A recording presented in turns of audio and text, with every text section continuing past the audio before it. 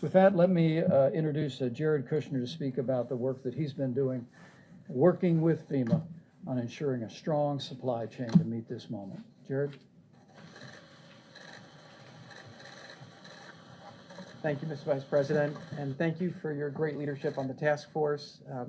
And thank you to Dr. Birx and Dr. Fauci as well. It's been an honor working with you these past few weeks. When the Vice President first asked me to help on the task force with different tasks, I asked the President what he expected from the task force and how I can best serve him and the task force.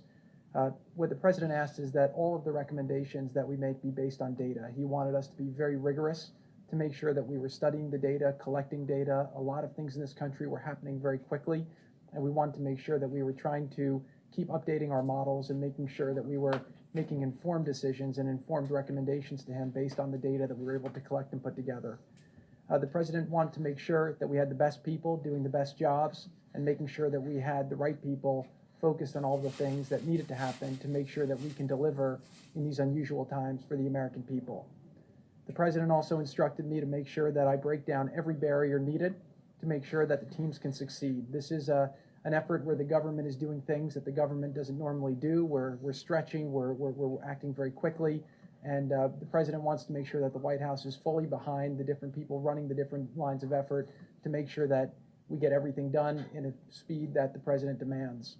The President also wanted us to make sure we think outside the box, make sure we're finding all the best thinkers in the country, making sure we're getting all the best ideas, and that we're doing everything possible to make sure that we can keep Americans safe and make sure we bring a quick end to this in the best way possible and balance all the different aspects that need to be thought of while we do this.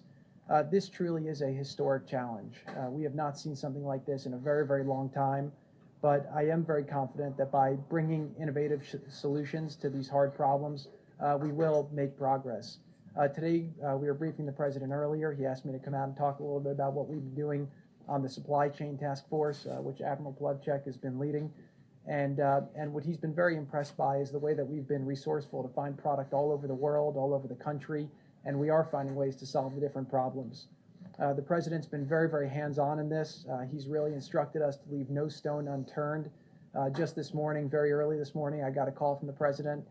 He told me he was hearing from friends of his in New York that the New York public hospital system was running low on critical supply. He instructed me this morning. I called Dr. Katz, who runs the system, asked him which supply was the most supply he was nervous about. He told me it was the N95 masks. I asked what his daily burn was, and I basically got that number, called up Admiral Plavchek, made sure we had the inventory. We went to the President today, and earlier today the President called Mayor de Blasio to inform him that we were going to send a month of supply to the New York public hospital system to make sure that the workers on the front line can rest assured that they have the N95 masks that they need to get through the next month. We'll be doing similar things with all the different public hospitals that are in the hotspot zones and making sure that we're constantly in communications with the local communities. One thing I will say, just based on data, is that we've been getting a lot of data from different governors and from different mayors and from different cities.